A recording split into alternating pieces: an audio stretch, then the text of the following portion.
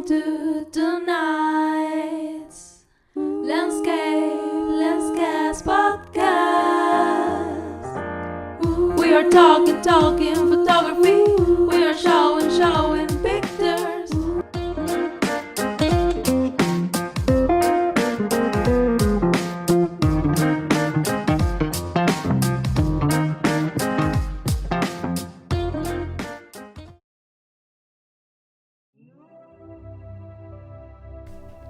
Stephanie Johnson's a landscape photographer who has transformed her work into a beautiful fine art using ICM, which is intentional camera movement.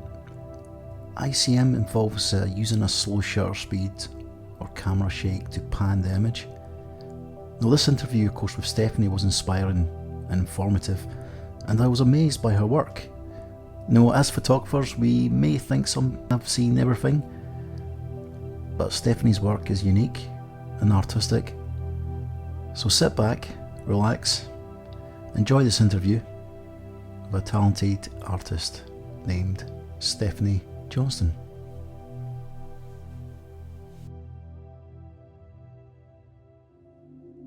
The photography meets art aspect of this, because I am a photographer, but I consider myself first and foremost an artist. And I think that's something that a lot of photographers have a hard time owning as a title. A lot of photographers have a hard time considering themselves to be artists. But I do feel like I'm an artist, and my tool is a camera.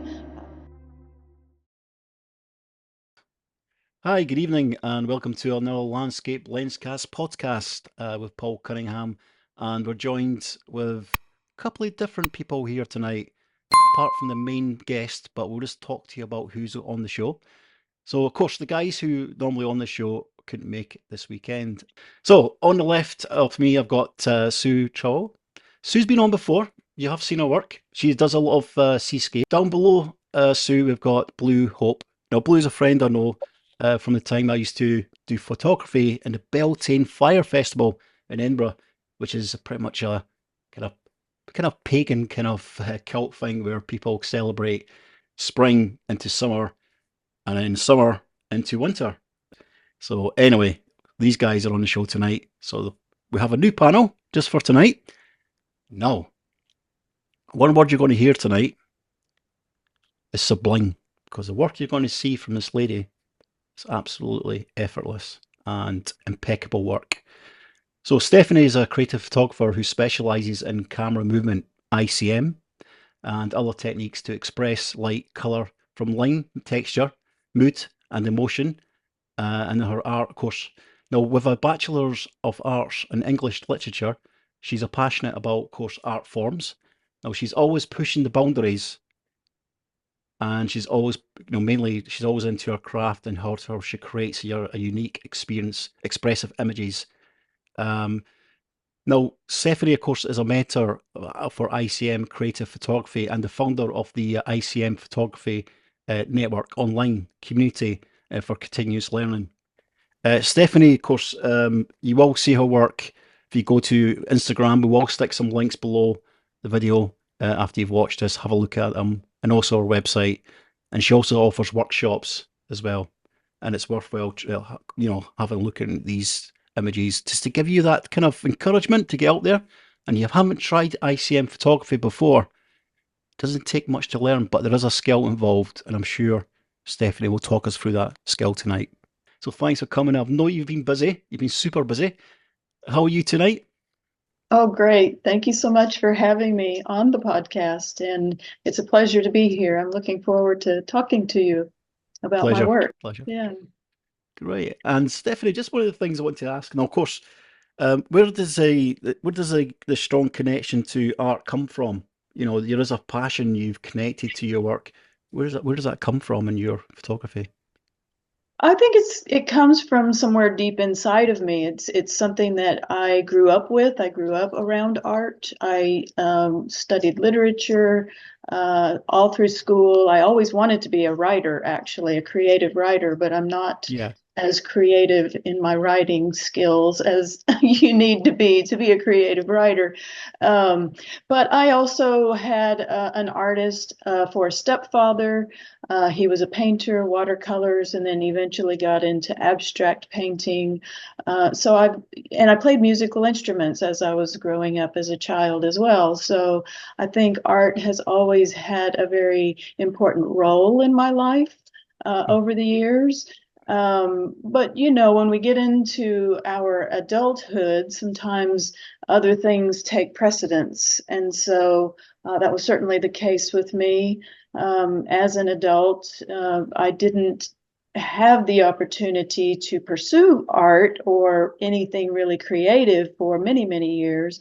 But in about 2015, some things changed in my life, and that gave me the possibility to start exploring my artistry and my artistic side and my creativity again. And so this is something that I've been working very diligently. I don't like to say that word necessarily because that kind of makes it sound like it's a chore, but it's not a chore. It's just that I've had more time to really dedicate to my creativity for the past 9 years. And so just getting back to that inner creative spirit that I already had inside of me, I think was really the key.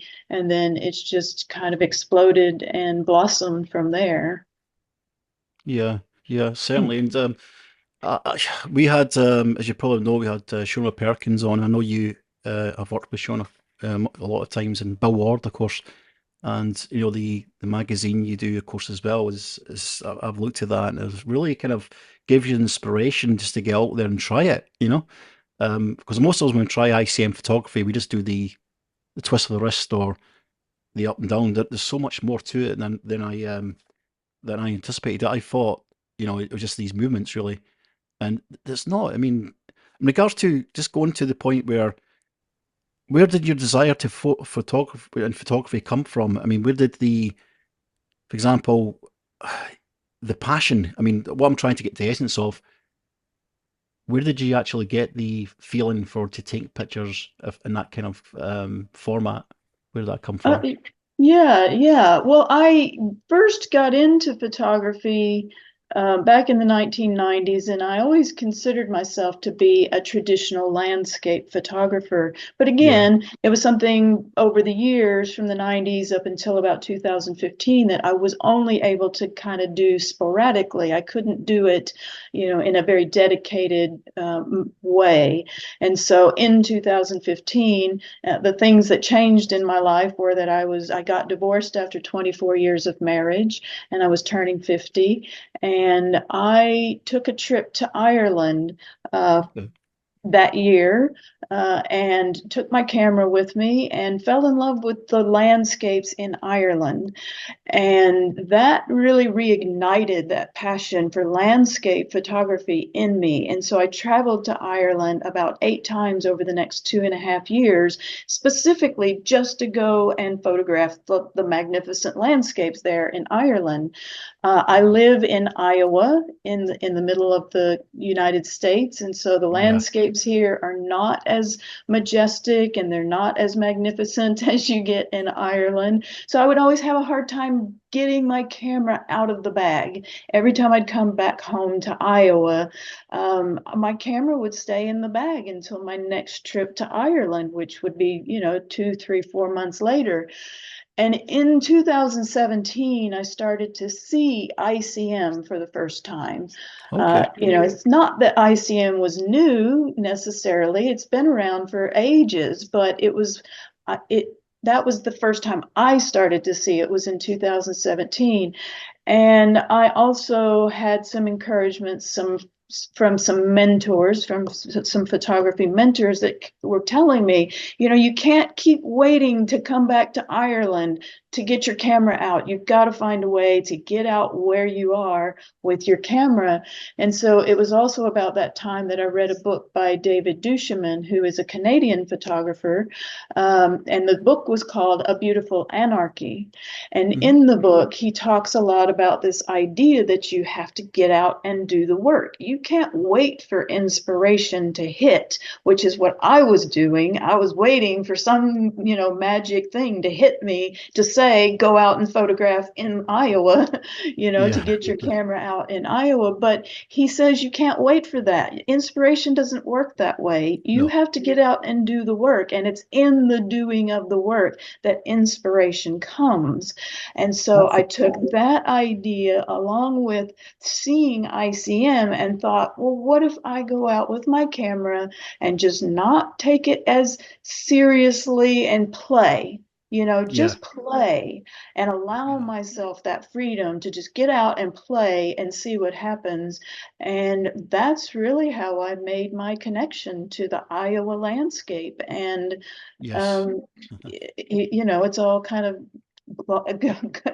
gone from there. It's blossomed from there. So I've shot more prolifically within 30 miles of where I live, because with ICM you can go to the same locations over and over and over again, and you're always going to get something new and different and unique, if Yeah. you're pushing the boundaries and trying new things and working with your camera in different ways. And so Mm. that was really kind of the the thing that pushed me in that direction, but then the artistry of it, because I am creating images that are unique to me. And that's always really important too, because, and not to take anything away from the landscape photographers out there, but we can all go to the same location as landscape photographers and take an image of that scene, pointing our cameras in the same direction and get something fairly similar. There, we've seen all of the iconic landscapes around the world, and just different, Yeah. maybe minor versions of that depending on the photographer. But with ICM, we can go stand in the same place and come away with completely different, unique images that are our own individual artistic vision and creative vision that don't look like that scene or don't No. look like everyone else's that are standing there with you. And Yeah, so that's a good that's point. really exciting. Yeah, that's a good point because you see so many landscape shots, and I know not taking away anything from landscape photographers, but there is that point where people capture something similar to each other, but with ICM, it's everything's unique in every way and every time. And I certainly see that with your images. You don't see like, oh, that's the same image. Here we go. It's a similar kind of image. I see what she's going for. It's a style. The style can change quite quickly, I noticed. And also, of course, just one of the things is how does a shot reveal itself? In regards to, so when you're actually going out and you've seen your the subject in the case of your composition, there is always a composition in it as well, I believe. But when you're actually sizing up your camera, how does a shot reveal itself to Stephanie? What do you look for in a shot? I don't really go out with any kind of pre-visualization or Hmm. expectations, or, when I go out with my camera, I work in a more intuitive kind of way where I Yeah, just start moving the camera. And it might just be something that catches my attention, like the way the light's falling on a particular thing or in the scene. But sometimes it's just really a matter of starting to move the camera, and the image reveals itself on the back of the camera after yeah, I've already started playing. And so it's not so much that I go out thinking that I'm going to do a certain thing with a certain subject. I just go out and find a way to work with whatever's in front of me and with whatever conditions are in front of me. And just start playing, just start moving. And then I see what's happening on the back of the camera. And then I can make adjustments from there. yeah, If there's something I want to bring in that's not coming in, or something I want to leave out that's in there that I don't want it to be. And so it's kind of a more intuitive approach to get started, and then just reacting to what's happening as I see things unfolding in the process. But I don't pre-visualize. I don't go out with expectations. I don't go out, with any idea that I'm going to do any particular thing. it's good. Yeah, certainly, it certainly gives you that kind of that unspecific. You don't if you don't plan anything, you always get something that's kind of, if you don't plan anything, you always get something unexpected. And if unexpected is good when it comes to art, let's face it, if you have preconceptions, then sometimes it could be setting you up for failure. Because when you, Exactly. yeah, I mean, guys, it you can haven't stifle you. sorry. I Uh-huh. think having expectations and preconceived ideas can actually serve to stifle your creativity more so than help it. Yes, Personally, I mean, yes, that it works that way for me. yeah, I believe that too. I mean, I think in many ways we're kind of pretty much in that kind of mindset when we got up the camera, but we always have to strive to get that perfect shot. But if you don't have any kind of preconceptions, then let your tools do the work with you. Just let the creativity happen. If it's going to happen, it'll happen. Just as long as you're using your style and your kind of technique of doing things and your own form of composition. I do believe that. Blue, were Yeah, you going to say something there? Sorry.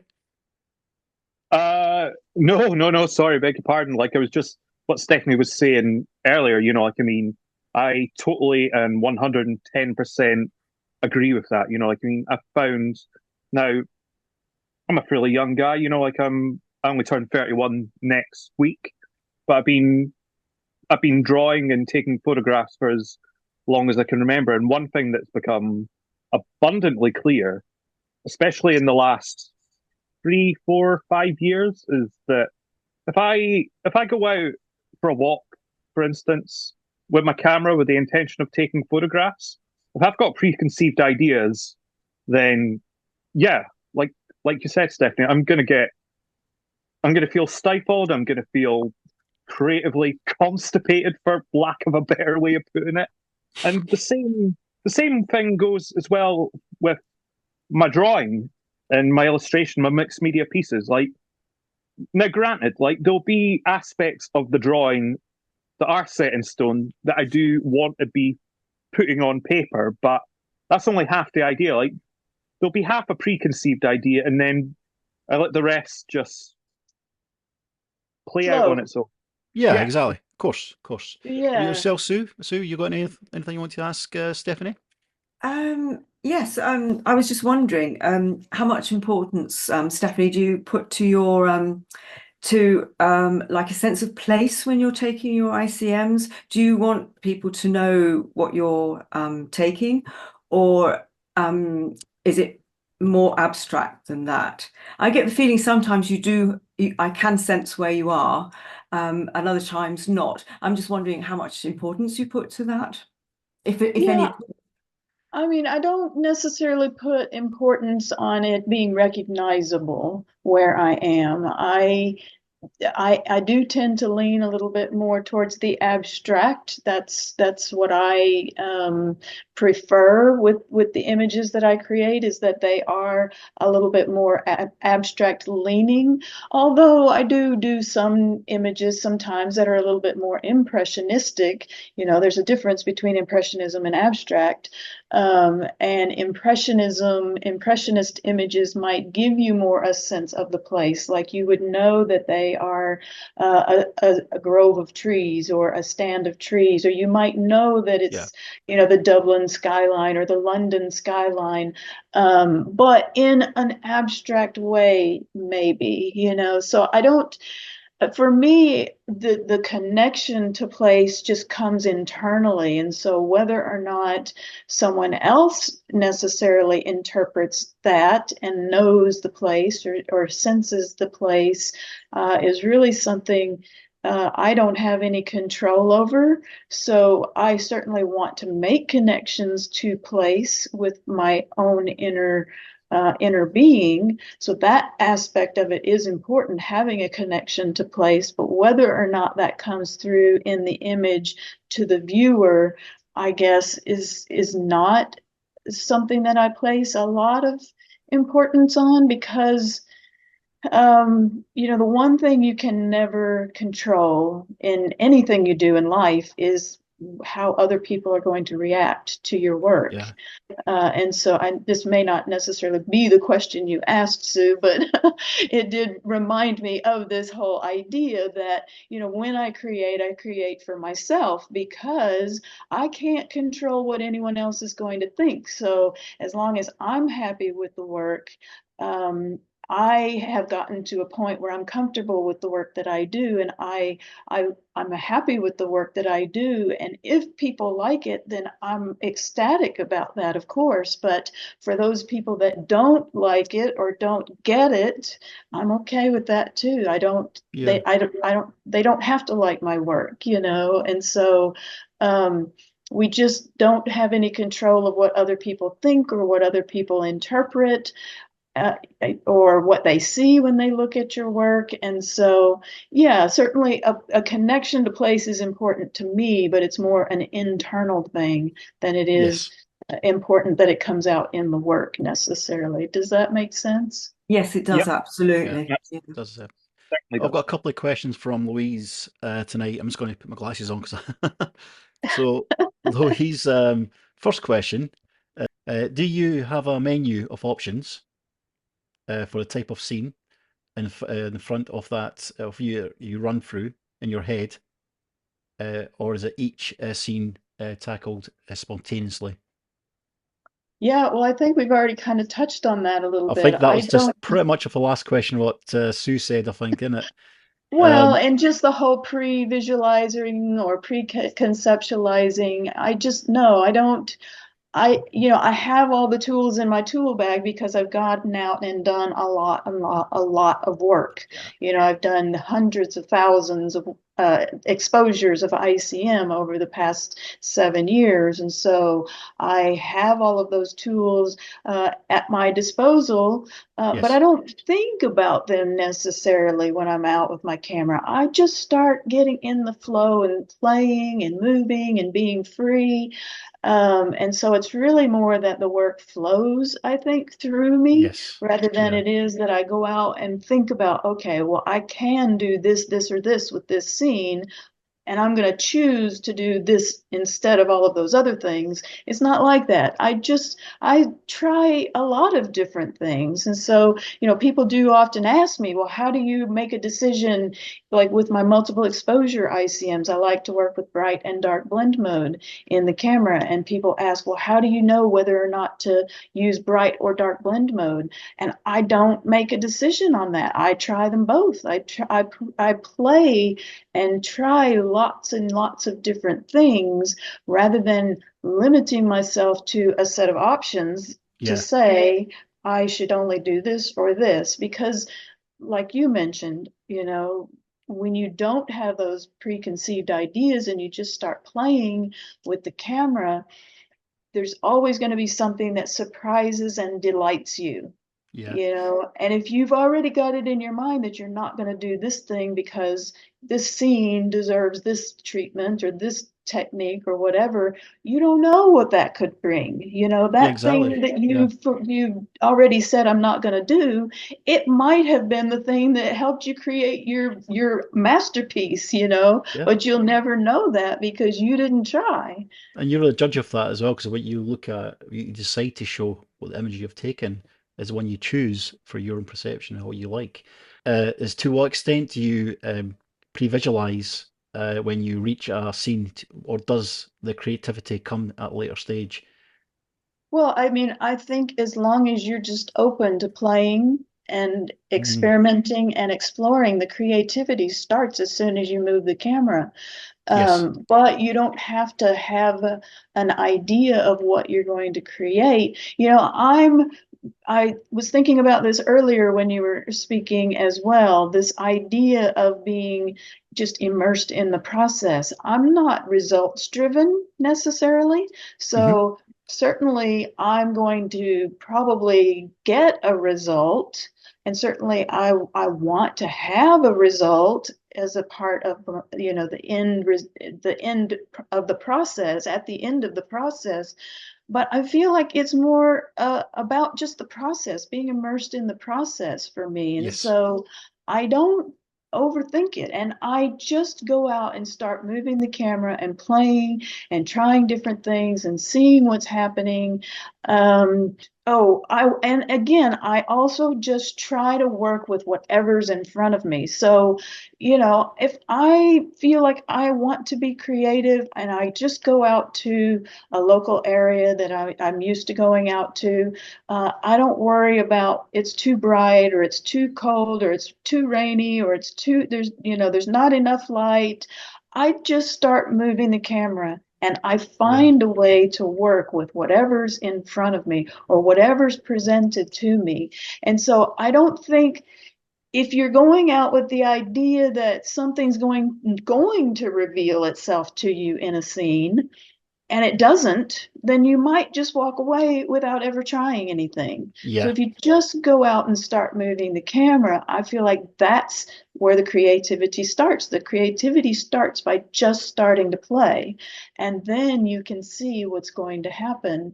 But if you never start the movement, if you never start the play, then you don't know, and you've probably missed an opportunity. And so it really is no more complicated than that for me. I don't pre-visualize. I just go out with my camera wherever I'm at. It doesn't matter where it is. If I'm out with my camera, I just start moving and seeing what's happening. Sometimes it might not create something. I might not create something that's pleasing for me in that moment, but there could be a whole number of things like, is there some tension in my body? Am I not fully immersed in my mind and my heart in this particular moment? Is that affecting what I'm doing? So, Yeah. So I believe it, emotions can, and the way we feel, and it's like any photographer, our emotions kind of sometimes um, help us in a way to try to get what we're trying to get across, how we're feeling in the shot as well. So when you chose that image that you see in the back of your camera, you felt something from it, and that comes. I don't know about you, but I feel that does work in all aspects of photography. But do you feel that does that something that kind of happens in the ICM itself? Does well, yeah, emotions I get the think emotions?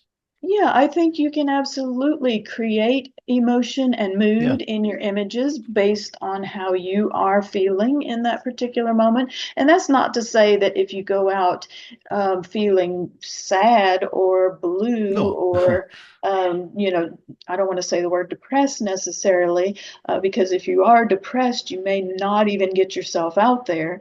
Yeah. But if you are feeling, less than happy, that doesn't mean you can't still create moody images that are going to resonate with you or the viewer of the images. But certainly I do think that your mood um, does have an impact on Yes. the images that you create. Whatever that mood might be, it will have an effect, I think, on the images that you create. And, maybe only you will know that, because you might create something that looks really bright and cheery, even though you're in a sad mood. But Yeah. yeah, I Yeah. just, I don't know if I'm answering this question Yeah. I mean, I clear think, enough or and not. I mean, what I've learned, certainly learned quite a lot in the case that you don't have to plan. In the case that there's always planning everything, of course, in photography. But to the point is, you don't have preconceptions. You're not trying to get like the lighthouse in and put it to the left and put like close to the left or what you're trying to do is you're trying to go in and see where the feeling takes you, but you're actually experimenting at the same time. And what you're looking at the back of the camera is your palette. That's your palette, the back of the camera. So you're actually visualizing, you're painting with your camera as a tool. The camera is a tool for painting, and that's what ICM is, I believe. But we're going to witness these images tonight, guys. I'm going to stick them up on the screen just now, and we'll do a bit of narrative through that. So it'll be enjoyable, and do enjoy these images. And if you do want to see these images more close up and personal, please check out, of course, Stephanie Johnson's website and also our socials, which we'll link below. So, guys, we're going to put a bit of cheese on, as I say. If you've ever seen my podcast before, you know there's a bit of cheese coming up. This is just the intro to the images. Don't worry, it's not you're not being taken over by another podcast. So we'll get this up, which up here, and there we go. It's time for that part of the show on Landscape Lenscast Podcast, where we all take a look at the images for this week from present and past. That's an earworm. No, we do. We've started doing it. It's just, I know. It's just an introduction to this week's images. So, guys, I'm going to stick these images up tonight, and we have got some great images to share. And yeah, it's a movement. It's striking me in this image. I love it. Yeah, Stephanie, can you just tell us more about this image? Yeah, this actually was an image that I created in Prince Edward Island in Canada in 2022, the summer of 2022. It's when I'd just been working with multiple exposure ICMs for about 6 months or so.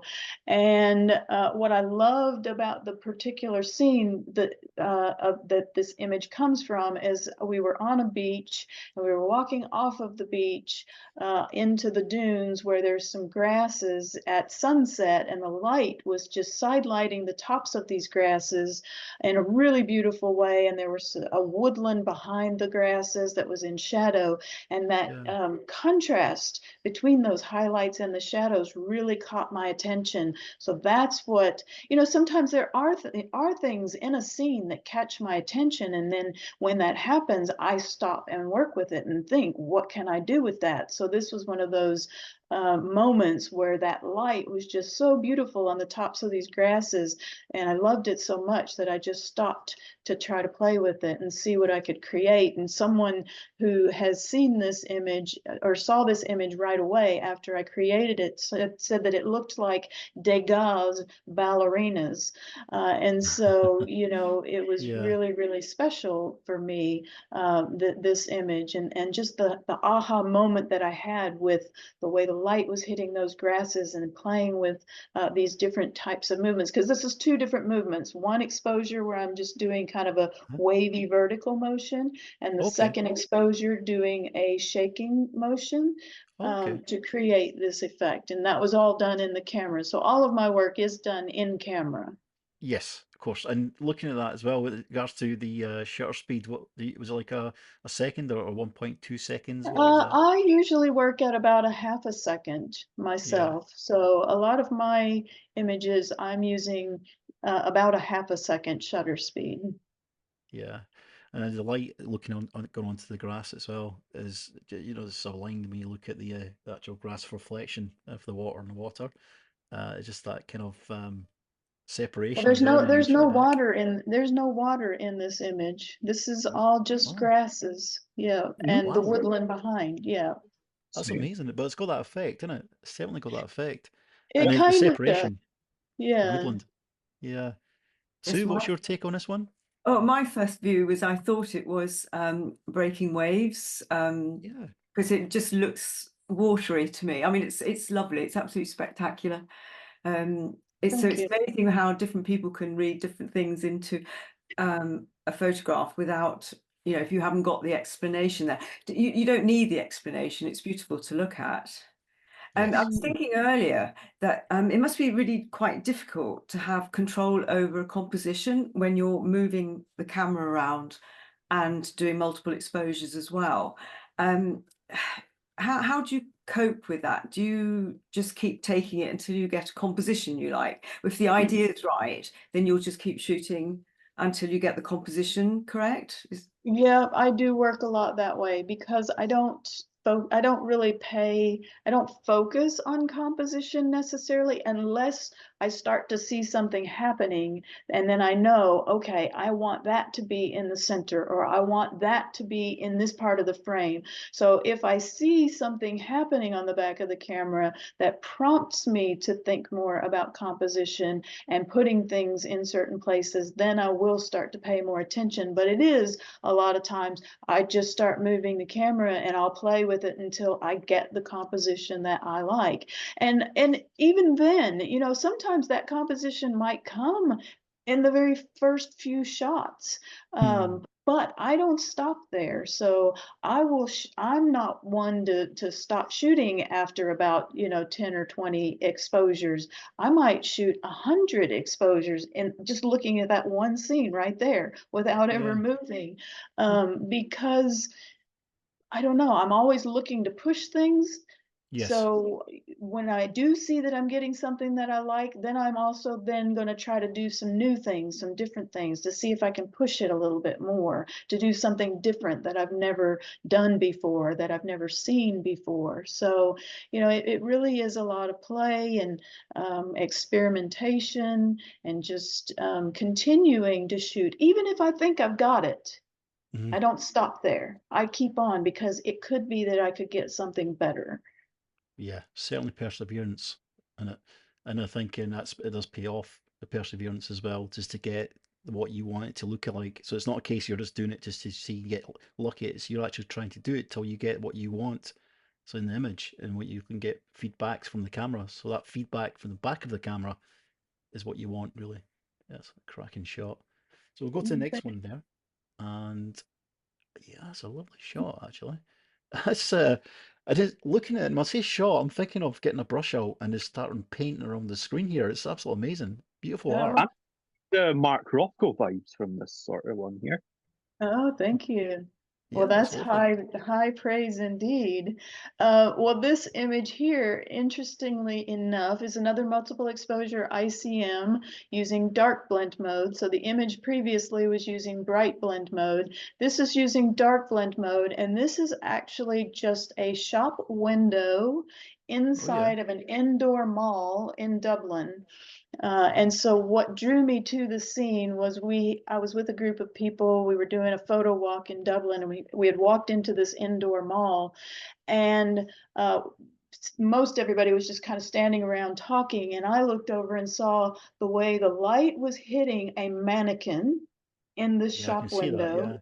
Yeah. And the mannequin was wearing this really bright pink kind of shawl and a yellow boa scarf kind of thing. And Yeah. I just Okay. thought, oh, I love all those colors and I love the way the light's falling on that scene. So what can I do with that? So I just started playing around. So yeah, that thing with the pink coming down, like the two lines of pink coming down, It's the that is a jacket. mannequin. Yeah. Hmm. Yeah, that's beautiful. I like you can see the top of the jacket as well, the fur. I believe that's like Yeah, white fur at the top. Yeah. Yeah. yeah, it was yellow. It was kind of a yellow, furry kind of scarf type of thing. Yeah. Yeah. It's can be Definitely. forgiven. Sorry, go on. I was just going to say, like, I can definitely see, maybe it's just my eyes playing tricks on me here, but I can definitely see like a human element emerging, or like a humanoid figure, call it what you Yeah. like. Yeah. That'll be the Probably it looks mannequin on the like right hand side. legs. Yeah. Hmm. You can see the Yeah, it legs, yeah. probably looks like legs below the two pink lines coming down. But yeah, I Yeah. love the effect that the dark blend mode created with this multiple exposure ICM, because it does feel like a painting to me. Mm-hmm. Hmm. Mm-hmm. Definitely. Yes, that's what I thought. I mean, when I seen the image, when you sent the image to us, and I've seen it on the website, of course, as well. When I looked at this in more inspection, looking around the image, I looked at that and I thought it's almost like a paintbrush at the top there, and looking down, the paintbrushes come up and you've mixed the colours.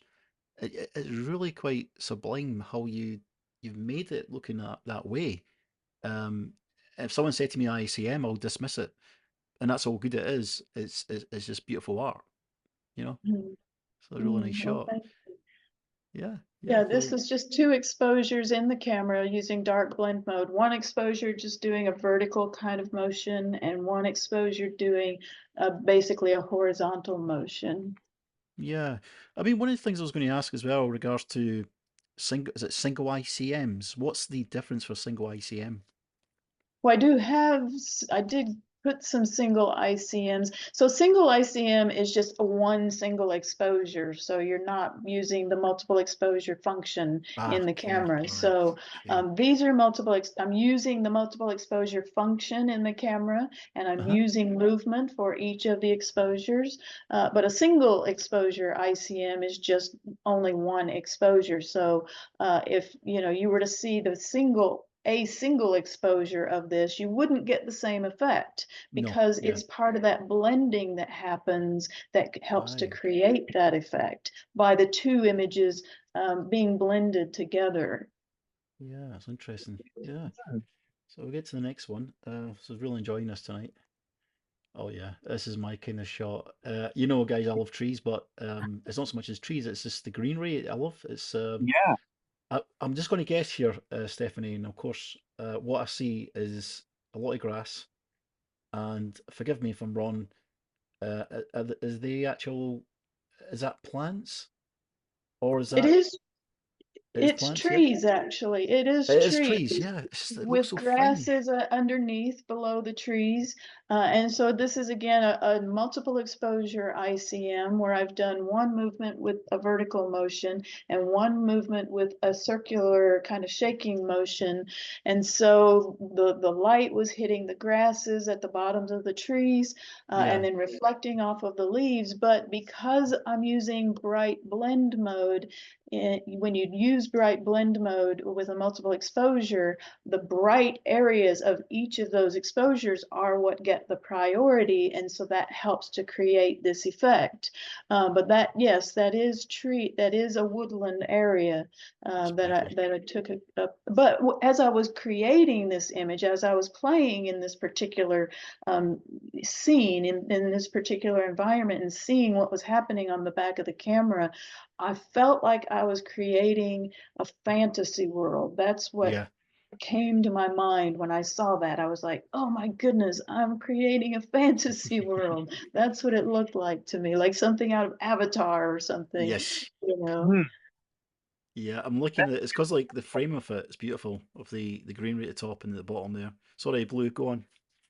Oh, sorry, beg your pardon. I was just saying, like, yeah, I'm getting those kind of Avatar vibes as Mhm. well. Yeah.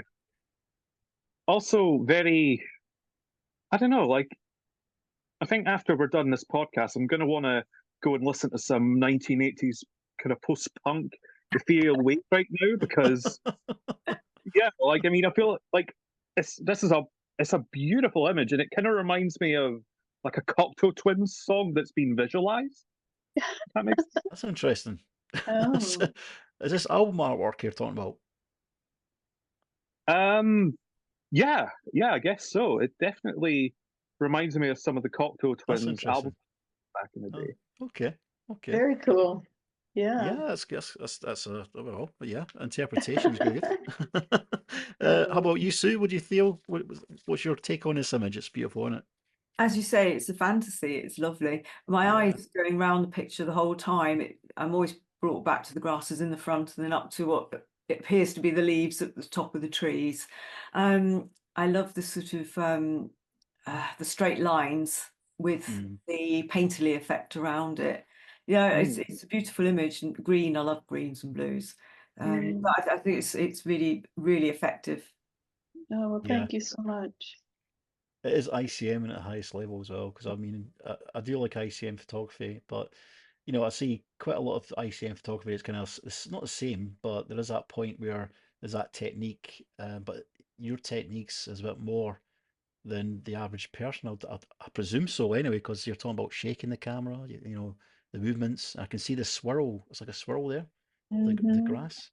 Yeah, well, and What? then just doing it with the multiple exposures, I Yeah, think yeah, that's what yeah. kind of helped me take my own creativity to the next level with Right. ICM Got you. because, like we've talked about, I do always want to keep pushing the boundaries. I don't want Yes. my images all to be the same. If my images still look the same today as they did 3 years ago, I feel like I probably haven't really grown as much Yeah. as I could.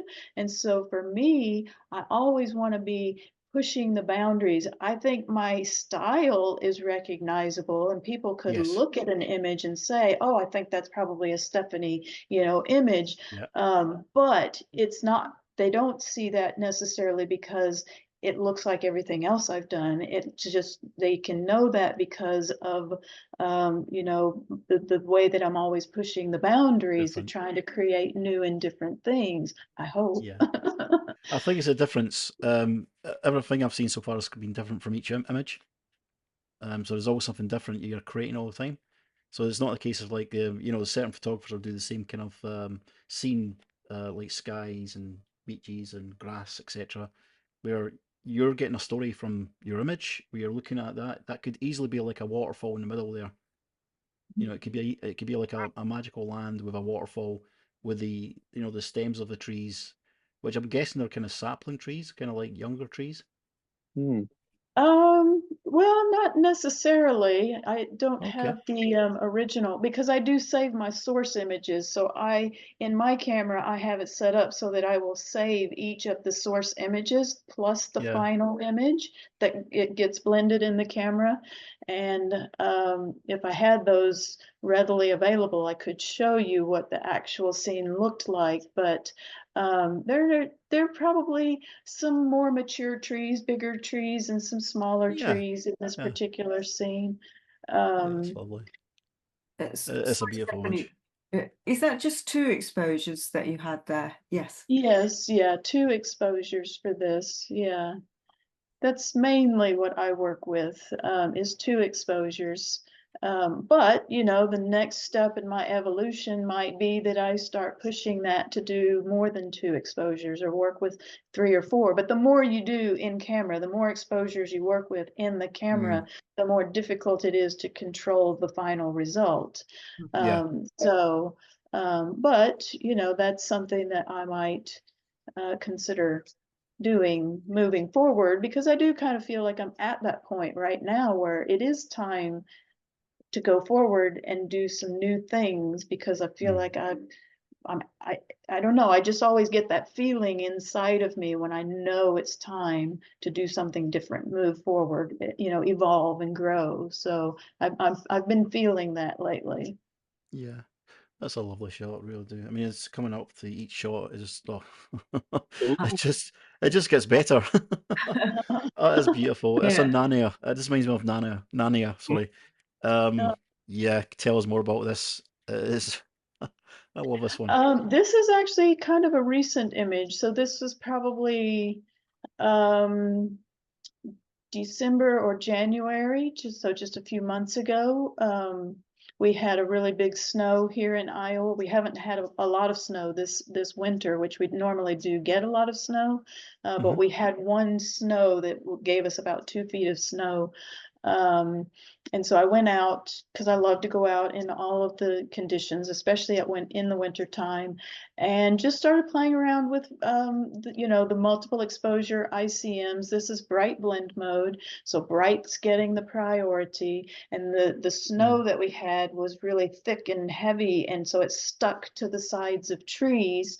And so this is one where I've just done a vertical motion of the trees, but then pointing up at the canopy so that I'm getting some sky coming through, and just Yeah. doing a really gentle shake to kind of put that shaking part of the exposure on the trees so that it looks like it's the top of the trees. Yeah. Yeah. That's really beautiful. It's just, I'm just getting visions of Narnia. I was walking out there. But what I like about it is just the cleanness of the image as well. It just looks so clean and minimalist. I love it. Guys, Mhm. anyone got a take on that one? What's your take on the image? What do you see in the image? I'm definitely getting the Cure album cover vibes for this Oh one. my god. Specifically the Faith album cover. That's about Okay. good. Okay. Okay. Well, I like Yeah. these correlations with music for sure.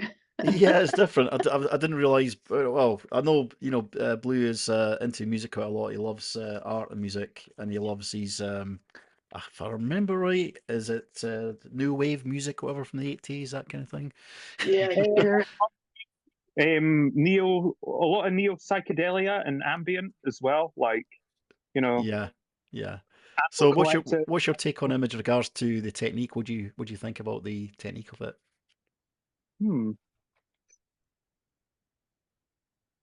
I have to admit, I'm at a loss for words, but for all the right reasons. Like I'm I just was gonna say that doesn't sound good. There's a bit embarrassing silence there. so That's okay. honestly, the image is just so it's so transfixing, you know, like I Yes. could just Yeah, of course. Of course. Yeah. I could sit staring at this for hours, quite frankly. Yeah. It's that Yeah. beautiful. You'll be Thank forgiven. Not. Yep. And of course, Sue, of course, what's your take on this? I could have that on my wall. Yeah. Mm. Oh, Very, very, very large. And thank you. I'm really curious. I mean, I love minimalist photography, and one of my Yes. questions I was going to ask you, Steph, was whether you do many monochrome, and you've answered my question. It's not quite monochrome, though, is it? No, and I didn't take it in monochrome, and I didn't process it as monochrome. It was But it's just the coming, conditions. Yeah, because it was really kind of late in the afternoon, like almost probably even too dark. And I do underexpose quite a bit, but because it was very, it was a very wintry scene with a lot of snow and just the darkness of the trees, it just kind of came out that way. Yeah. Yeah.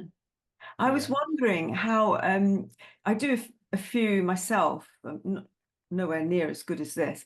And I was No. wondering how you managed to keep the texture at the top of the picture Yeah. and the trunks without it sort of like imposing all over the picture.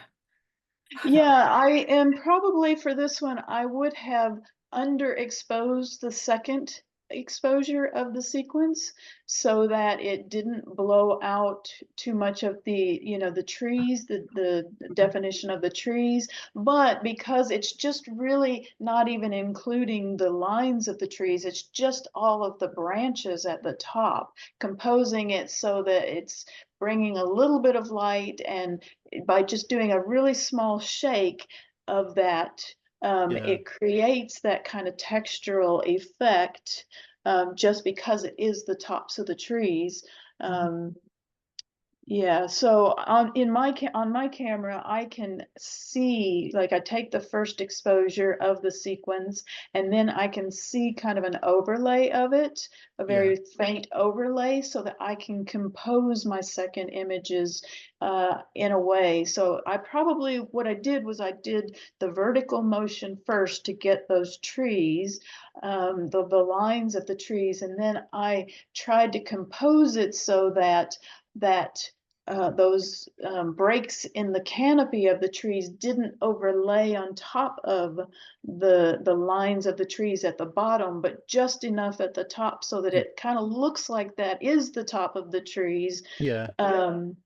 naturally, if that makes sense. Yeah. Yeah. It does look natural in the way that. That's a very good explanation. Thank you. Yeah. And thank you. Not that I'm going to be able to do it, but that's a little bit clearer. Well, Certainly, you've given us an appetite to go out and get our cameras and try this. I'm going to need some snow.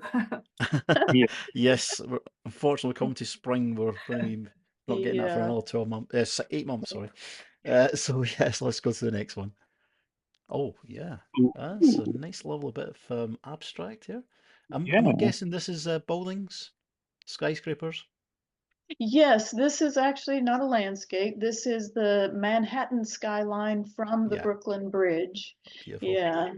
So this is on the Brooklyn Bridge, and this actually, I did have a little bit of a pre-visualization. So I said that I Okay. don't normally pre-visualize, but I had seen an image by another photographer whose work I admire, Linda Hacker. She lives in Brooklyn, and hers wasn't like this one necessarily, but it was at that same location on the Brooklyn Bridge, and it was something that kind of inspired me to want to create this particular image. So it wasn't necessarily that I had a pre-visualization, but I had an idea just based on the image I had seen of hers. And so when I was in New York City last May, I made a point to stop at this particular part of the bridge and see what I could create with using the multiple exposure dark blend That's mode. great. So you actually you just stopped at the bridge, and in that case, I'm looking at the these lines. Is that the tension wires of the bridge itself? Yeah, those lines Yeah, coming down, those are the from the bridge, and then the vertical or the horizontal lines that you see, the brown ones, they're part of the bridge going, Yeah. forward. And it's great how it's kind of it's like you're looking through the bottom of the bridge and you're still getting the skyscrapers there. It's beautiful. Yeah, I love it. Thank you. Yeah, this is one of that I looked at, and what I felt, and this is I don't know where this has come from, but I'm getting the feeling of marmalade. Oh, really? Oh, Yeah, wow. it is. It just reminds me when you actually get the spoon and you deep into the marmalade, and then you just get that kind of indentation of the spoon when it just goes Mm. right against it.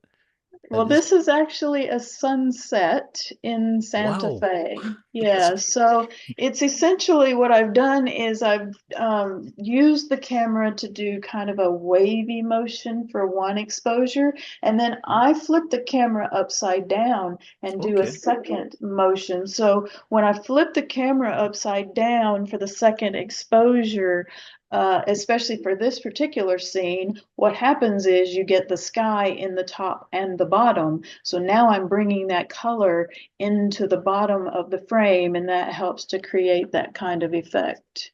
Yeah, it's great. And it's just your eyes is just drawn to the center of the image and into the deep orange into it. You just kind of your eye just sits there. That's what I like about this image. It's a Mm, really lovely image. thank Blue, what's your you. take on that one? Album cover? Uh, What do you feel? What's your feeling of it? What do you see in the image? What I see in this image, it almost feels like a drone visualized, like a bit of drone music that's been put in a visual form. That's what I'm getting from this image. Interesting. Okay. I'm walking on sunshine. Would that Yes, I am getting sunshine vibes from this. Uh, This gives emotion of happiness, this image, of course. It yeah, does. We're coming out of the winter into the summer. That's what I'm getting yeah. from it. It's beautiful. And you can actually see the brightness of the sun just Mm, above that. Yeah, Yeah. I love that. I yeah, love that image. Yeah. So some good vibes from this image. That's what I'm getting from it. That's lovely. Cool. So we're next to the next one. Yeah. I love the pastel colours. Mm. That's Well, beautiful. this is a sunset again in Santa Fe, and Uh-huh. this is another technique. It's same technique where I flipped the camera upside down for the second exposure. So probably for the first one, I just did a horizontal movement of the sunset off in the distance, turned it upside down and did a wavy Wow. motion. So I've got that waviness that comes into the bottom, and that's, making the sky, putting the sky again in the top and the bottom to Yeah. create that kind of effect.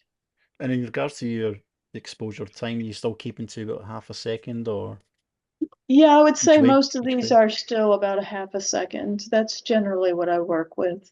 Yeah. Yeah, it's with the separation as well there of the sea in the background there. And Well, that just comes the from move. lining it up, seeing what I'm doing so that I can compose it in that certain way on the back And the of the horizon camera. is so straight. You got the horizon just dead on straight almost there. It's just like you got the waves coming up, of course, but it's so Mhm. flush, just so straight looking into the, and then you go right into the back there of the sunset. I presume that's a sunset. Yeah, definitely a sunset for Yeah, sure. that's beautiful. Yeah, it's the pastel colours that does it for this one. What you, Sue? What's your take on this one? Yeah, I was thinking that I mean, Steph, you must have a muscle memory for how the photograph is going to finish up. The more you do, I'm presuming the more you know your movement is going to give you such an effect, and so you've probably got far less wastage of your shots. Do you find your hit rate is higher Mm, the more you go on, or are you pushing yourself so much that you're not you're still experimenting just as much as you ever were? I still do experiment, but you're right about the muscle memory. I mean, I think the more you do ICM, the more you do develop a muscle memory, and then you also have a better awareness of what can happen, when you're creating your images.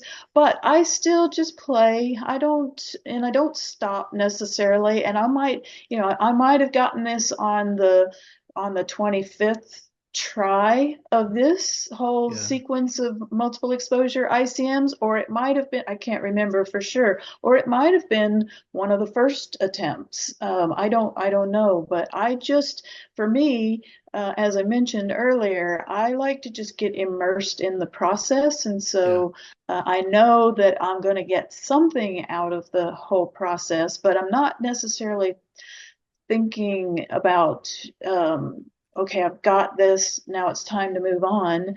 I just keep playing. As long as the sun is out there and the sky's doing different things, I just keep moving and playing and seeing. Because in one sunset, I could have this one early on, but then later, as the colors change and the clouds move and do different things, you can get even, you can get multiple different looks from even just one sunset based on the colors and the conditions that are happening and the different kinds of movements that you're doing. So a lot of it is still just a lot of play and experimentation, but I do have an understanding of how things are coming together and why they're coming together that way, just because I have that muscle memory.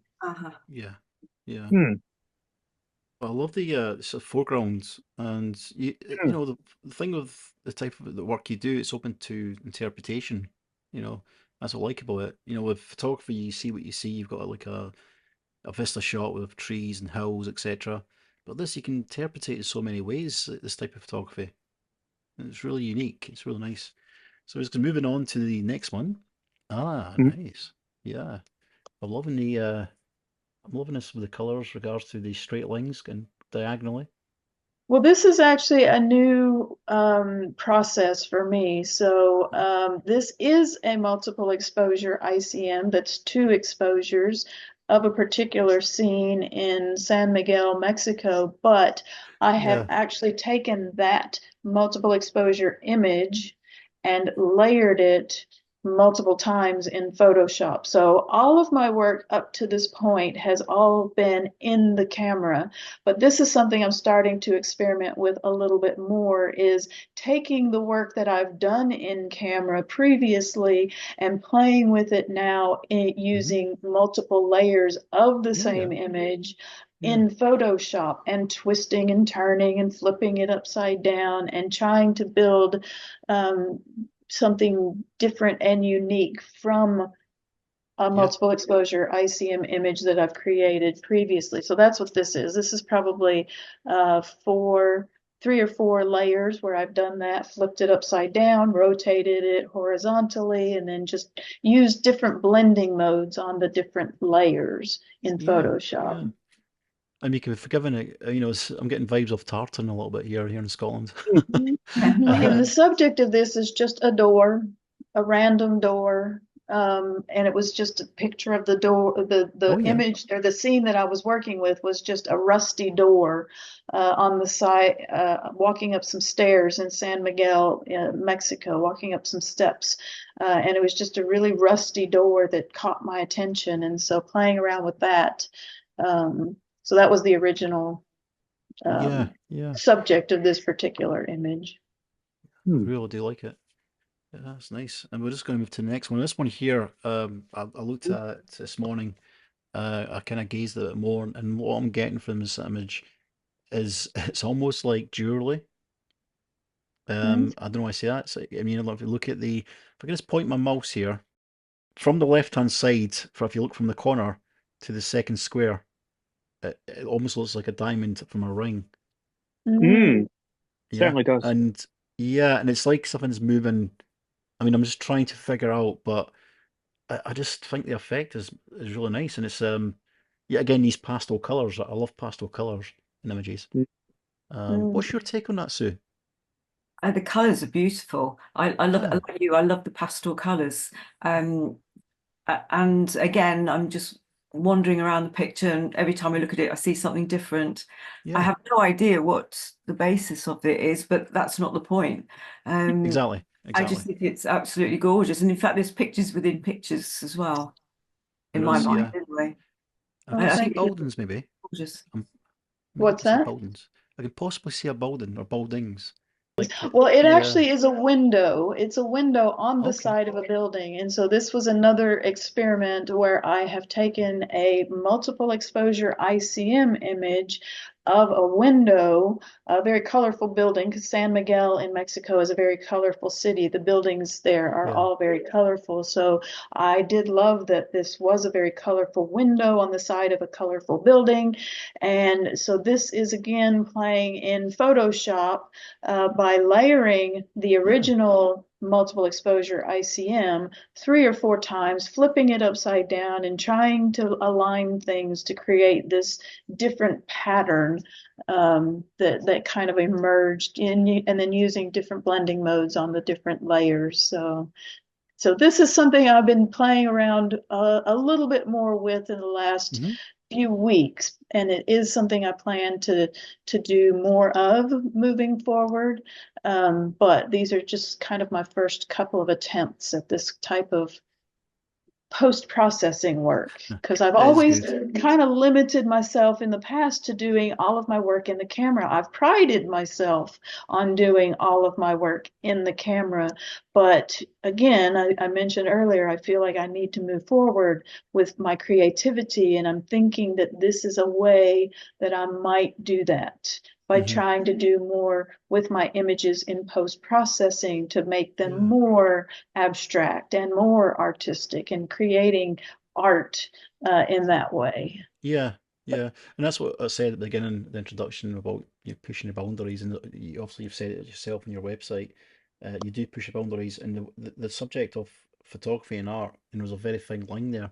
It's the art aspect is coming through more stronger in your work these days. I feel looking at especially this current image here. And it's not, as Sue said, it's not about what it is. It's what you see in the image, is what you look at, and that's where the art aspect comes from. I do agree with that. That's lovely, yeah. Thank you. Oh, thank you. Wow. Can I say Scotland? I don't know why. It is actually. I Yeah, think what's I've our got guess? this name. This is Borv on Harris in the Oh Outer yeah, Hebrides. yeah, So this was just back in late February, or yeah, the end of February. Yeah. And yeah, so again, lovely. this is the technique of using one exposure with the camera right side up and then flipping it upside down for the second exposure. And it was a beautiful sunset. Yeah, I would have it in a wall. I love that. I just love the looking at the horizon line in the middle, of the hills, and just the layers, and you keep on looking, you can find each layer as you go, keep on receding back to the back of the image. It's really, and even almost like a reflection at the bottom, the effect you got there. It's really lovely. And on the right hand side, you've got this swooping kind of purple kind of hue coming into it as well, and it just takes your eye back onto the hills again. You go in a circle. It's really nice. What's your take on that, Blue? Is that an album cover? You know, my thoughts on this image when I saw this for the first time was, like you, Paul, I was also getting, immediately I thought, Scotland. And it reminds Really? me very much of the window view from the room that I had when I was living full time with my mum and dad. I could see Pentland Hills in Edinburgh from my then bedroom window. Yeah. And yeah, that's kind of what it's reminding me of. I'm getting very nostalgic vibes from this image. It's amazing what an image can do, though, can it? I mean, that's it. Yeah. That's what art does, and it's really good. And Like a Sue, Rorschach, sorry. like a Rorschach test. Yeah. And what's A your little take on bit. it, Sue? What's your vibes on it, as Blue would say? I love the impressionist feel to it, because you know what it is, but you guys recognize the colors. I didn't, but I can see what you mean, because I have been to Harris and Scotland a few times. Okay. I love the depth, because the layers create that depth, taking you right through, and the sharp, and it's sharper in the front, like a landscape photograph would be, possibly. Yeah. I don't know if I'm making sense, but yet another picture that I could sit and look at for hours, and probably will rerun this and sit and look at it for hours. Yeah. Yeah. Well, thank you. Yeah, I'm sure the viewers will be loving this, looking at these images and wondering how they can get to this kind of technique or try their best to get to it, of course. So yeah, thank you for sharing these images there, Stephanie. Really enjoying them so far. Thank you. Um, wow, that's quite cool. Can I'm really anybody looking at guess some. what this is? So I'm looking here as like this is a wild guess. Let's go with this. Let's see if I get this right. So I'm out in sea and I'm looking across an island where there's lots of buildings. I'm in the right direction, or am I far out in the sea somewhere? No, this is the Callanish stones. Oh, right. Yeah. Oh, well, that's a million miles away from that, of course. Oh. Well, Yeah, again, this is a multiple exposure using bright blend mode where I I can see flipped the them. camera upside down for the second exposure. And because of that, you get the sky in the bottom and the top, and it creates that illusion that the stones are just kind of floating in air. Yes. Yeah. You can actually see them, yeah, because I can actually see the shapes of them. I've been looking. I do enjoy studying Scottish history, and I've got a couple of books on these stones. One actually, they were actually there before Stonehenge. These stones they go back way back. But that's a really interesting shot because I love that. And if you actually of course, I don't tend to look at people's names, images on their website because I like to look at it myself and get my own interpretation. But if that was on a Well, calendar, these images I haven't shared before, so these are new images that nobody's yeah, ever yeah, seen before. yeah. And if there's ever a calendar of Scotland, that will definitely be on it. Mm. It's the artist, but I really do like it. It's so different. Great. So, but you see what I mean, I'm looking at the grass and almost like hills in the stones. You can see the colours. They've got earth, grass, and it's almost like It's like they're sky. reflecting it. It's like Yeah, they're reflecting the countryside. Is that bright mode? It is, that's a yes, good it's question. bright blend mode. So lining it up to get some of that color to come across the stones, but then bringing the sky into the top and the bottom. Yeah, yeah. It's like nature entwined with history. Really do like Hmm. that. Hmm. Yeah. So this image here, Stephanie, and it's kind of like a water painting. It's beautiful. It's obviously something you've like a river. Maybe you've kind of moved the camera about with grass Well, around the river. actually, this is Cape Cornwall from last Oh yeah. November. I was at Cape Cornwall with Bill Ward, and we were doing a workshop, and there was a fishing hut sitting off on top of some rocks over on the left-hand side of the cape, and the Uh-huh. door was blue. The door of that fishing hut was blue, and Yeah. that's what caught my attention. So I just started playing with that. But there was some green from the grasses, and then some, the water was the waves were crashing up against this fishing hut, so some Okay. white was coming in. But this is again using dark blend mode, multiple exposure ICM using dark blend mode. But what caught Mm. my attention was that blue door, and so that's what I wanted to work with, and that's what that blue line is Ah, in this right. Okay. Oh, is yeah. is the Yeah. door of this fishing hut on top of these rocks. Yeah. It's lovely. I look at the greens at the top as well. Yeah. So you've got like the separation from blue and green there as well. You can see at the top and then corner down to the blue at the bottom, left hand side, framing the image. It's really nice. So, guys, any take on that at all? Sue, what's your take on this image? The blues really pop out at you. It's lovely. Yeah. Yeah. Yeah, and it's sort of the blending of the blues into the greens and the browns. It's just beautifully composed. Yeah. As you can say, you can interpret it. It does look like a bit like a river to me, Hmm. with trees. But as you say, it's not down to what it looks like. It's the feel that you get from it. Mm. I really like it. Yeah. Thank It's you. nice. Well, that one's So, actually in Cornwall also. That's at Porthgwara, and those are the day marks on top of the ah, hill.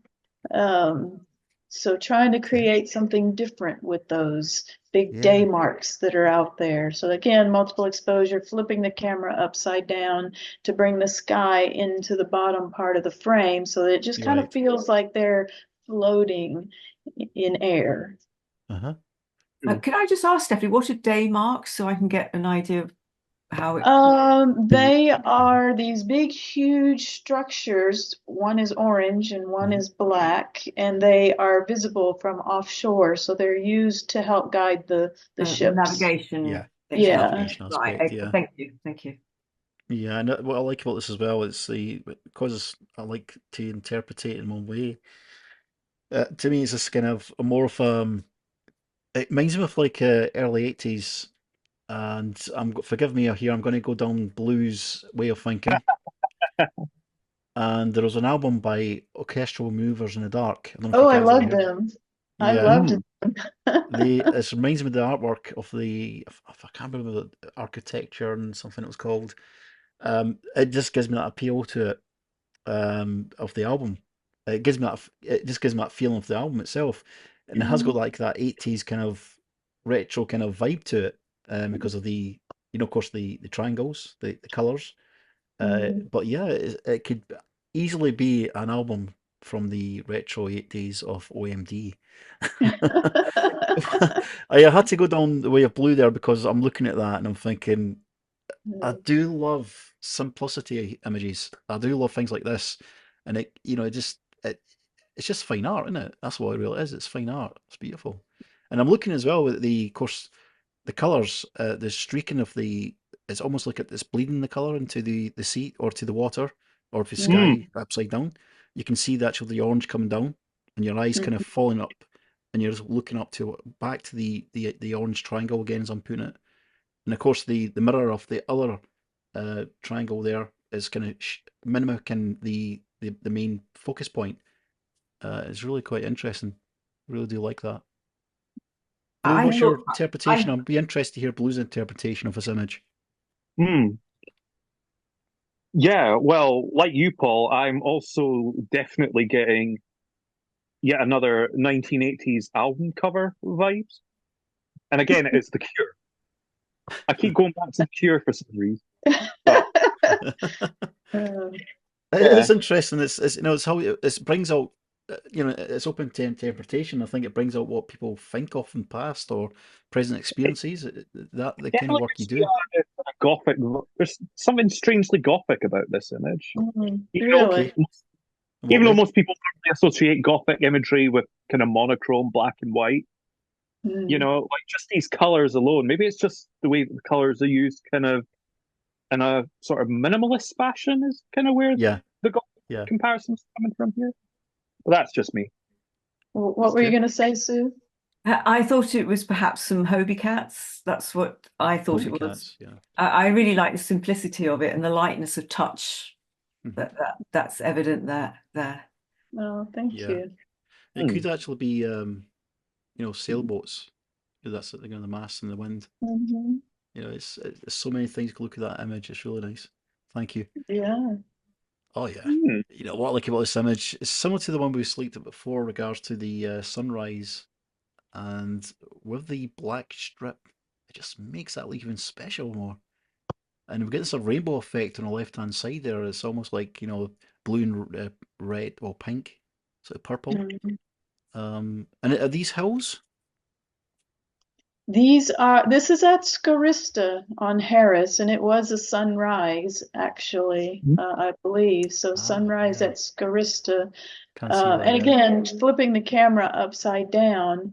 And I do believe I was pointing towards I was turned away from the water. So pointing towards the light that was coming up over the hill behind Scarista and playing with that light. Yeah, it's beautiful. And it's just, again, it's the layers of the image. So you're going down, up, and down again, and they've got the light just coming up from the backdrop. It's beautiful. Thank you. Oh yeah. And are these single? Is this double exposures? These ones? This is all of these so far have all been still multiple exposures. So Multiple two exposures, yeah. exposures. These are the sandstones at Spittal Beach in Northumberland. Oh yeah. Okay. I love the swirls. Yeah, these guys see the swirls there. Yeah, yeah. Yeah. Love the swirls there. Yeah, and I love the sharp edge. It's almost you just looking at and you looking at the top there, the middle, come from the top. You've got a perfect corner coming Hmm. across. And that It's was created really because of the way the light was falling. It was like yeah, there was some light and shadow that I was drawn to in some cracks of the rocks. And right, so this okay. is dark blend mode and just playing with the way that light was falling on that scene. And then Yeah, because it is dark blend mode, the dark filled in the highlights, and that just kind of created this effect that looks like a very straight point or yeah. triangular effect, but that doesn't necessarily exist in the real scene No, no. itself. That's It's just interesting. a Yeah, result of because the blending. it's like you're looking at the image and you've got these layers. You can see so much detail in there. So like with the top part of the image, it's like it's overlapping, like it's like texture. It's almost like it's onto a pillow, and it's just Mm. soft and it's kind of layering down on it. It's beautiful. So these kind of images, kind of you can just stare at them and just find things in there. So many things you can look at for interest. Really nice. And I'm looking at the right hand bottom there, Stephanie. It's like the light. Is that sunshine there that's coming into it? There's Just on the some bottom? blending going on there. So there was probably some light, but then it got overwritten by some darker parts of one of the exposure. But yeah, there was sun coming into the Yeah, scene. So just playing with the shadows and the highlights um, to create different kinds of effects with the different kinds of movements. yeah, yeah. You'd be forgiven to think that someone's actually created that, just from brushes and just actually doing some kind of textures, just trying to create this image without photography. You, Yeah. just looking at it, just everything's overlapping beautifully in this image. It's Mm. overlapping. Sue, what's your take on that? What do you feel about regards to? I mean, the biggest thing for me is, as pointed out, and Steph's obviously backed up, is the sharp point of the darkness to the image overlapping the softness of it. It provides a sort of really lovely contrast, doesn't it? Because if you follow the sharp line to the left of the screen, it sort of blends into another fold and then it folds back again. I'm sort of fascinated by what you can produce out of just taking pictures of rocks, or I Yeah, know if you look at rocks carefully that they are very beautiful, but you wouldn't readily think that's a rock, but you've made a lovely image out of it, absolutely. and I'm going to get out my camera tomorrow and go out and have a look and see what I can do Yeah, it certainly again. inspired us. And I'll do it with a little bit more inspiration this time. Oh, Yeah, well, thank yeah. you. This one, it's just one of my favorites actually. This one, looking at it even more, I like it. Oh, well, Mm. thank you. Oh wow, Oh, that's lovely. it is. Mm. So Yes. this is a new thing for me as well because I've not done a lot of work with an iPhone. This is an Wow. iPhone image where I Really? have taken one of the exposures is the Callanish stones. So those vertical lines that you can see, those are the Mm, Callanish stones. But then I also took just a straight shot of some paint on a painter's palette. And then I've okay. blended these two images together using an app for the iPhone called Photo Split. Okay. Um, so Huh. this is a new thing that I've only been doing this well, I just learned about it actually when I was in Harris back in late February, early March. So just been playing around with that kind of thing, working with the iPhone a little bit. The Callanish Stones image is actually an ICM using the slow shutter cam app, and then just taking a photo straight shot of the paint on a painter's palette with Mm, just the native camera and then blending the two images in photo split. that's a genius. That Mm. is Mm. because in the texture, it comes across to you straight away. The texture. That's what the first thing I see is texture in this image. A lot of texture, And looking at the Callanish stones, when you look at the white, the third one from the left, which is the one that's more prominent, as you know, you can see there's a little break of purple there, and it's almost like a chipped stone. You see that there? Yeah. Yep. And then Yes, yeah, the yeah. painting, it is brilliant how you've come up with that idea. Regards to someone's been painting at the time, I gather, at the time of you to that image. Well, this was when we were doing the workshop in the Outer Hebrides, and we went to the Cliff Beach, Cliff Studio at Cliff Beach on Lewis. And so while we were touring the studio, we were all taking pictures of the painters, this paint splatters and things on the floor, painter's palette where there was dry paint and things like that. So that's where the paint came from. Yeah. Yeah, if you go to the Outer Hebrides, I would encourage everyone to go visit Margaret and David at Cliff Studio at Cliff Beach, because they do lovely work. They both are painters, both are artists, and they do different styles. He's more of an abstract painter, and she's more of a landscape painter, but they do really lovely work, both of them. And guys, we'll all put a link down below about that as well, just what Stephanie says there. Let's check out their work. That's really good, Stephanie. Can we find these guys on socials or anything? Yep. They have an Instagram account, Cliff Studio, and then Let's take a note of that. his name is David Knight, and her name is Magareret Uttley. Magareret Uttley. Okay, and that's on. Okay, I'll put on Instagram. Yeah, we'll certainly get these links up there tonight, guys. Have a look at the bottom of the screen as well as looking at Stephanie's work as well. That's beautiful, that image. I could tell. I'll certainly have that in my home. Yeah, it just gets better. Yeah, I'm just looking at this image and I'm thinking of sea. And is this the same kind of method you used from the image before? Was this like a 3D painting? These next couple of images are same thing. iPhone images where I've used one exposure as an ICM using slow shutter cam app and one straight shot, and then blended them in photo split. So this is actually mushrooms on the side of a fallen tree. So the ICM image is the tree, and then the straight image is the mushrooms, and then blending using, I think I probably used exclusion blend mode in photo split. Yeah. You can actually see the mushrooms there. Yeah. I'm looking at the mushrooms, and I can actually see it's like fungi. As in, what I mean by that, like it grows from the side of the tree. So we look at birch trees. They grow on dead trees or trees Yeah, that are that's dying. right. Yeah, I don't know what the science name is, but I do know what these are. Like, and I can certainly see that more as I look at it as more. And yeah, it's just so much interest in this one.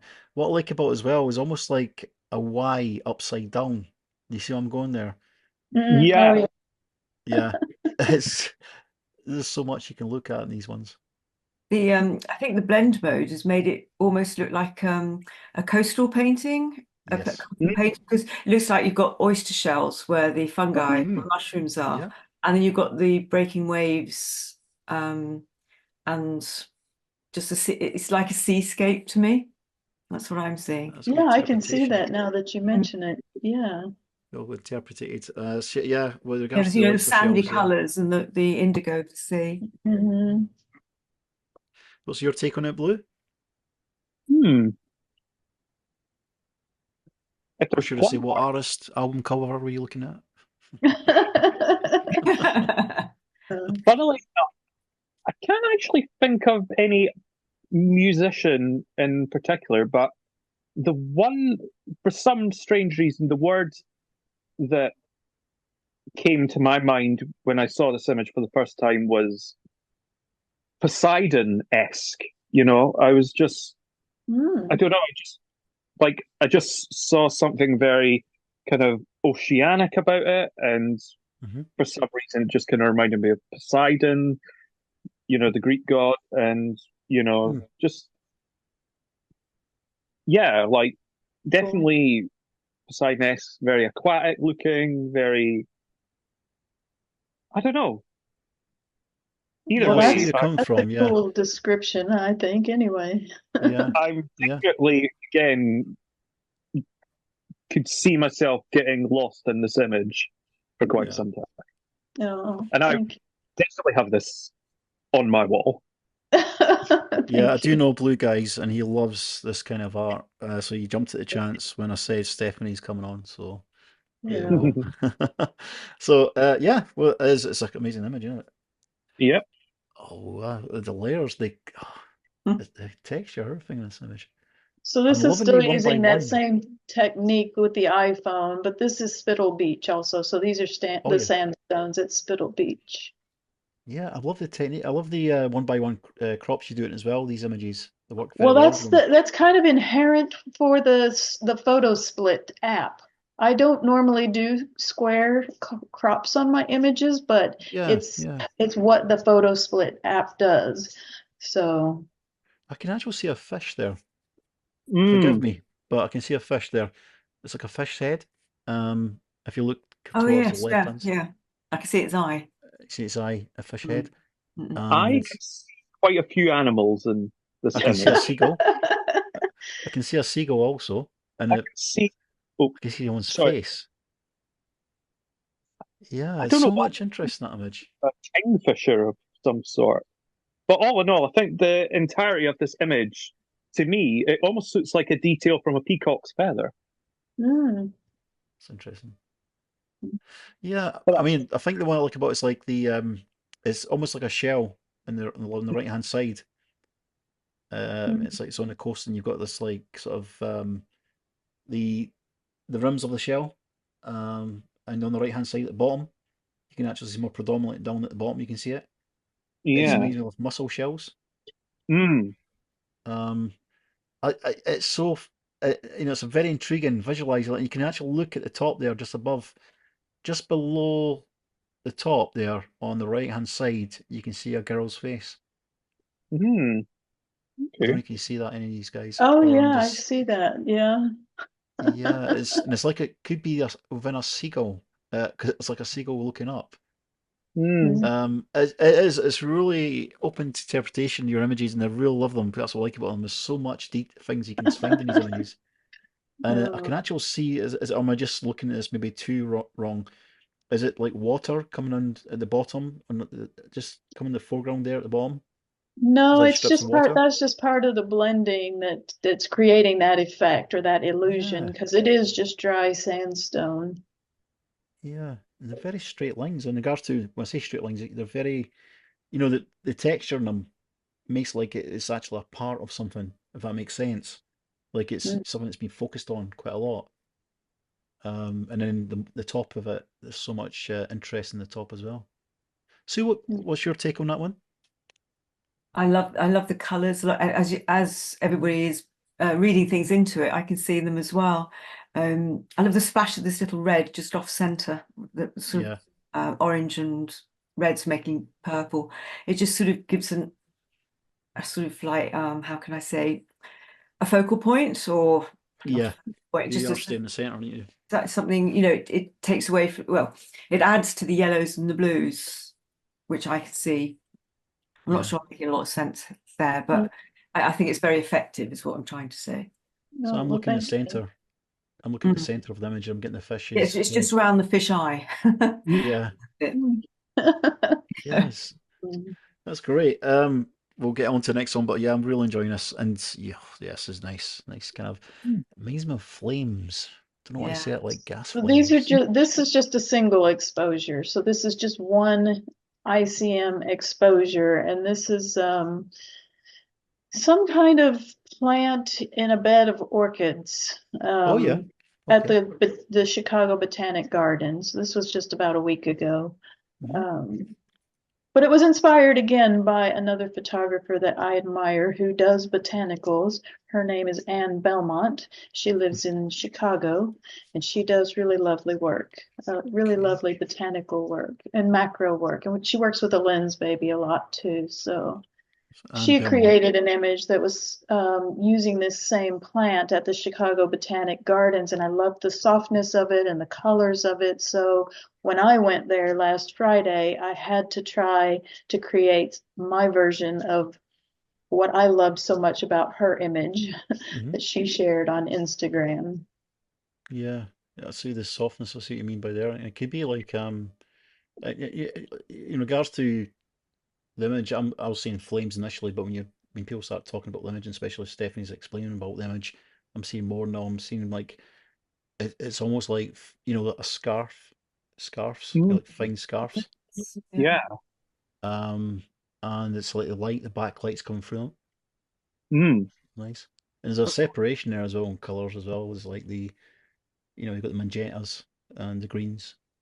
It's really Mm. nice. It's like sort of billowing voile curtains, Yeah, as the sun's coming through, and but they're in lovely colours rather than white. yeah, Mm. Thank you. really nice. Very ethereal. Oh, As in thank you. ethereal, yeah. I see what you mean by being immersed into your photography. In regards to when you're doing your work, you feel you would have to be immersed into what you're doing. You certainly get immersed when you look at your images, certainly. Oh, nice. Ah, This is a single exposure also. This is at Three Cliffs Bay in Wales and near Swansea on the Gower Swansea, yeah, Peninsula. yeah, Yeah. yeah, yeah. I'm loving it's like almost like looking at the center there. You're getting the impression it's like a pathway or like a road, and then looking above there, you got a bit of grass. It's like grass, and then forgive me a little bit, sky maybe I would say. Yeah, there's no And sky in this one, but it is water actually. So oh right, it's and a that's the very, rocks. yeah, those are the rocks behind the Ah, water. Yeah, right. but I was really liking the way the light was playing in this particular scene. Yeah, that certainly is. You can see I mean, we mentioned there straight away. I'm looking at rocks, and I can see the rocks now with the water going against it, Mm. and then the separation at the bottom is like it's more calmer at the bottom.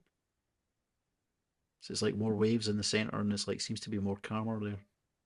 That's why obviously that's the technique of the way you do it. It's really nice. What's Mm. your take on that, Blue? Hmm. Good question. Like, I mean, just looking at the image right now, like, I mean, my eyes are just kind of rising on upwards towards the green Mm-hmm. here, like the image, like I feel like just by looking at this, like I'm taking something of a journey here, Yeah, just yeah. I love like particularly, yeah, towards the middle here, like I mean, just the way that like the wave, the textures here, like just just something about it that's really caught my eye, you know? Mm-hmm. Yeah. Yourself, Sue, would you think of this one? Well, like blue, I think it's very textural, and Yeah, it's textured, yeah. it exudes a mood. I have been down to the Gower quite a few times. My son was at university, at Swansea University, so we Hmm. used to go down a fair amount. And this sort of captures the mood of the place because we always went sort of like winter time. Yeah. I don't know what time of year you went, Stephanie, This but was in November. yeah, November. that would sort of explain it really, because there is a sort of, it's very beautiful, but this has definitely got a mood. Yeah. But Yeah. it's a very evocative mood. Thank Yeah. you. So, oh, I'm I loving like this. this. Mm. What Mm. comes across straight here is just the sharpness of light and textures and the colour. So Yeah, this prominent. is a single exposure also. So these last few ones are just single exposures, and it's just a sunset over a lake near where I live, and just Oh, working with that light just before it's gone completely down below the horizon to help yeah. kind of create this ribbon of light that flows through the image. Yeah. And Mm. I can see the hills in the background, the layers of the hills. Mhm. It's so clean and just very tidy image. I mean, that's the word I'm looking for because it just looks so intact, everything. It's we've looked at a lot of textures and everything. The previous images and that they've been great, but you've got the opposite side here. We're going for more of a minimalist shot again. Yeah. So these, except for the one that I took at the Chicago Botanic Garden, well, this one and the Yeah, of next course. two especially, they're probably at least 2000 2020, so they're a little bit older. So this is where I was at with my ICM originally. Okay. So the first few years I was doing ICM, I was only doing single exposures. I didn't do multiple exposures until about 2 years ago. So I only started doing the multiple exposures about 2 years ago. So at that particular time, it was one of those moments where I just knew that I needed to push my ICM forward and do something new and different with it. And that's when I started working with the multiple exposures. Yeah. Um, Well done you for doing it as well. Get some great Mm. work. So yeah, what I'm liking about this is the layers again, the rolling hills, and that's what I'm getting. I'm 98% sure they're rolling hills, and the sky is just no, meeting hills. No? it's just tall grasses. Ah, So they're Wow, tall grasses that are about 16 to 18 feet tall, and the really? grasses have these white feathery plumes on the tops of them. And Yeah, I so can see it by now. rolling the camera and working with the light that's falling on them, that creates that kind of rotation that you see that gives kind of that effect Yeah, that looks like a hill, but it is just tall grasses. yeah, it's amazing how we Not a can lot of how hills in Iowa. it's beautiful. I have Yeah, to it's create my own hills. yeah, you certainly have done, and I see what you mean by, no preconceptions. You've actually created that yourself. So you've not actually seen something to take the picture and try to do the best of that image. You've actually created something different within an image. Mm. You've certainly Yeah, done I that. mean, that's one of the beauties of ICM, I think, is that it does enable you to create a completely different view of the world around But yeah, you. Mm. yeah, definitely. That's a beautiful shot. Sue, what's your take on it? like you, I thought it was the hills. And I should know really that it's going to be something different after, seeing all Stephanie's work. Yeah. But yeah, it's wonderful. And I'm just thinking, I live on a small island, and I really think that I can go out and look at it in a new way. I do try, but Mhm. I've never sort of spent enough time or had enough commitment to it. And I think now I'm going to have to up my game a little. Yeah, A same lot here. actually. Yeah, I'm going to, when I was looking at Shona Perkins' work, we had her on the show. A few of the guys like Louise, Darren, etc., wanted to try to do that kind of effect, and now we've upped our game even more with seeing your work as well on top Yeah. of Shona's work. Well, Shona's really good as well, but you're obviously you guys are two different photographers, of course, the way you do your things, and your style is completely different. And but looking at your stuff tonight, of course. Stephanie, the bar is so high. Oh, It's amazing, really work, and it's kind of looked at. I'm looking at photography in a different way now, um, Mm. because photography meets art very much here.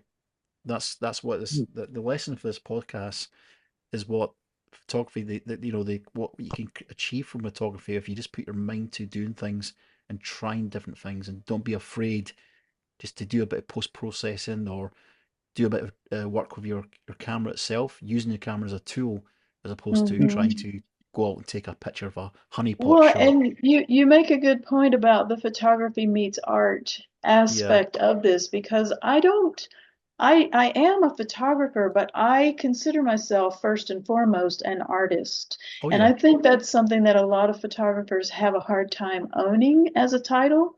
A lot of Yeah. photographers have a hard time considering themselves to be artists, but I do feel like I'm an artist and my tool is a camera. Yeah. Um, but Exactly. I am an artist first and foremost in my mind. Yeah. And so I just would like to encourage other creative photographers out there to own that title of being an artist because, and you don't even have to be a creative artist or creative photographer to be an artist. Traditional landscape photographers, urban photographers, architectural photographers, you are creating Yeah. art with Yeah. your camera. And so I feel like owning that title of being an artist is a really important thing for Yes. us as photographers to do, to be able to see ourselves as artists, because it is something I think a lot of photographers have a hard time acknowledging about themselves. Great, 100%, 100% on that one. And I'm thinking as well, with the digital age we're in, the tools have got much better. We can use at our disposal. But yeah, there's a lot of thought process through your images, how you do things, and it certainly gives appetite to the person viewing your art. Really nice. Yes, lovely. Is this sunrise, sunset? This was a sunrise, yes, actually. This was in New Zealand, in Oh yeah, the nice. South Island of New Zealand at Lake Ohau. Yeah, But yeah, so another single exposure ICM. yeah, it's lovely. And looking at there, I'm also I'm kind of scared to say it's a road because I don't think it is a road. I think that's more rocks over again. It's But I don't actually know.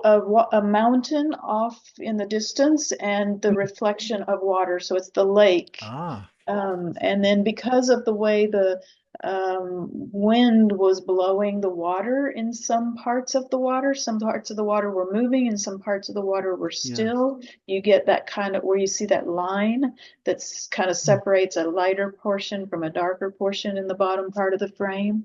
yeah, The way the water's moving, if you're shooting at a lake, doing ICM over a lake or something like that, the water moves in different directions, and so you get water that's reflecting and water that's not reflecting, and that helps to create some interesting elements in the ICM images. So that's kind of a result of the fact that part of the water was moving and part of the water wasn't moving. yeah. And the sun on the right hand side as well. The glow of the sun, the warmness, the feeling you feel the warmth from the image. It's really nice. Yeah, that's beautiful. Thank you. So we're back. Wow. Guys, you have witnessed what I've witnessed tonight, and I'm sure you'll enjoy these images as much as we all have. Certainly. These stunning images. Mhm. Sue, have you enjoyed yourself tonight? I have thoroughly enjoyed myself. Thank you very much, Stephanie, and thanks, Paul, for inviting me on. Sort of, It's a pleasure. I shall Thank you. go forth. Sorry. Thank you, And the Blue, Sue. this is your first podcast as well, Blue. Have you enjoyed this? Yeah, it's been an honor, Paul. Once again, thank you very much for having me, and Stephanie, thank you very much for sharing your images. They are beautiful. Thank Yeah, you for they all are. of your kind words, both of you, all of you. Thank you for your kind Oh, it's words. great. I mean, it's always a breath of fresh air to see a different approach in photography. And I think since I've done this podcast now for over 8 months, 9 months now, we've seen so many photographers and different ways of doing things and different types of photographers in all aspects. And tonight is just one of these eureka moments regards to the images we've seen in front of us. And it's the first time I've actually stared at the image and I'm seeing things like I've just went to visit the Edinburgh Art Gallery. Um, it has been great. It's just that point where putting the camera aside and just looking at it from an artist's point of view, you can learn so much. In the case that you put pride, there's more pride in these images because being creative more. There's a creativeness there. A photographer has got creative things. We just take pictures. We all do. We all can do like long exposure of water moving, etc. And that's great, yeah. But this, as you say, Stephanie, one thing I've learned tonight is you consider yourself more of an artist first and foremost, and of course a photographer second, if you want to put it that way. And these images are showing people not to be afraid. Go out there, practice with the camera, practice, practice, practice, and more importantly, see your camera as a paintbrush, as a tool, and how you're going to use that and use your post processing to emphasize what you're trying to get across to people, or even not so much so, as just try to emphasize what you like about the image. Is it color? Is it something? But certainly we got that tonight, and I've been in awe. Sublime. As I said at the start of the show, we will be mentioning Sublime, and these images have been absolutely sublime. So thank you. Oh. So, guys, thanks again for watching the Landscape Lenscast podcast. We've certainly seen some great images, as I said earlier.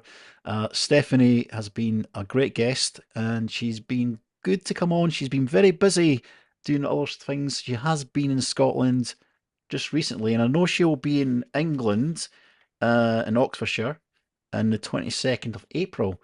So have a look at that. Have a look at our website. Check out the, I think she's doing a presentation. Is that correct? Well, actually, Bill Ward and I are doing another Oh, really? workshop together in Northumberland. So Yeah. the 18th to the 21st, I'll be in Northumberland Wow. running a workshop with Bill Ward, and then I'm giving a camera club presentation to the Kidlington Club on the Cool club. 22nd. Yeah, 22nd of Yes. April I've got there.